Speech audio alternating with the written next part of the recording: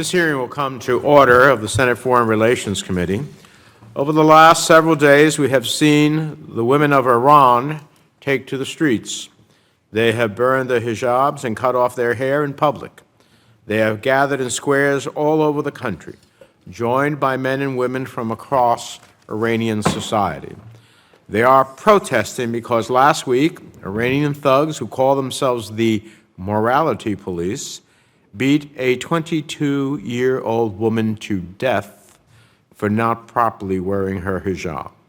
Another tragic incident in a long record of repression. According to news reports, the government has responded with violence, tear gas, mass arrests, and live gunfire, injuring and killing protesters. A brutal response from a brutal autocratic regime that enforces structural misogyny and fears the power of these brave women's voices. This committee stands in solidarity with them in their struggle for freedom and liberty.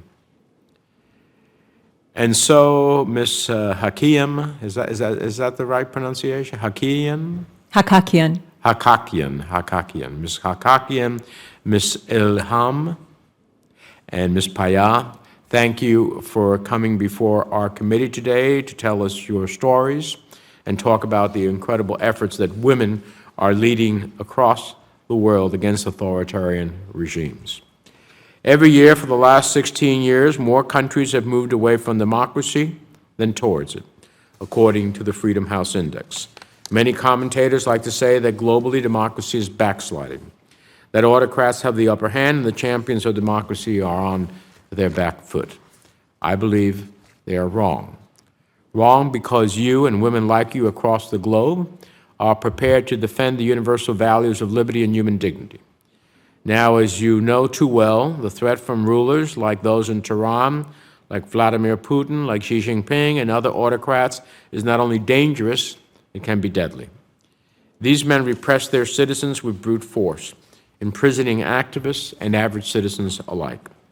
But women human rights defenders face particular risks because their advocacy is seen as a threat to the status quo. That's why the supreme leader and president of Iran's security forces are killing protesters in the street. It's why in Saudi Arabia, women still need a man's approval to marry. In Latin America, a wave of femicides has gone unanswered. In Afghanistan, the Taliban are quickly erasing women from the public sphere. And in China, the government has sent ethnic minority Uyghurs into concentration camps, forcing Uyghur women onto birth control, forcing them to have abortions, even forcing them to be sterilized. Killings and attacks against women human rights defenders are on the rise all over. More than 40 women human rights defenders were murdered in 2019 alone. And the United Nations has received more than 180 reports of abuse against women human rights defenders across 60 countries. It is no coincidence that the global attack on democracy has occurred in lockstep with this assault on women's rights. Autocrats fear the fight for women's political and economic inclusion because it has mobilized democratic transitions away from authoritarianism. And these regimes will do whatever it takes to keep their hold on power. Their security services certainly don't confine their repression within international borders.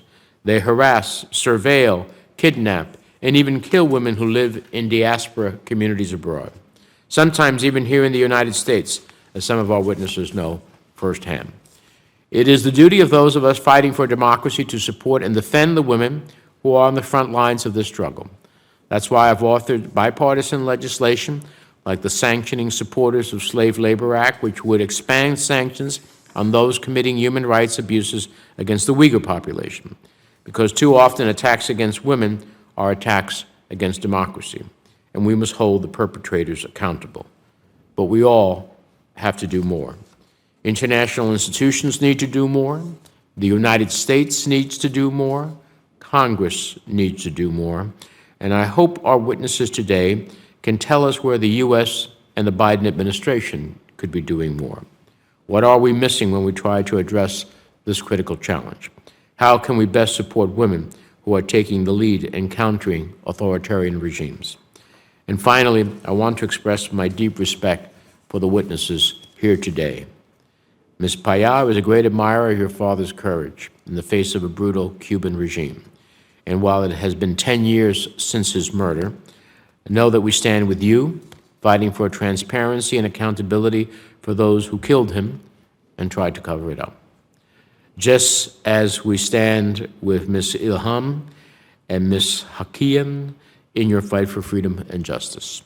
With that, let me turn to the ranking member for his opening remarks. Senator Portman. Thank you.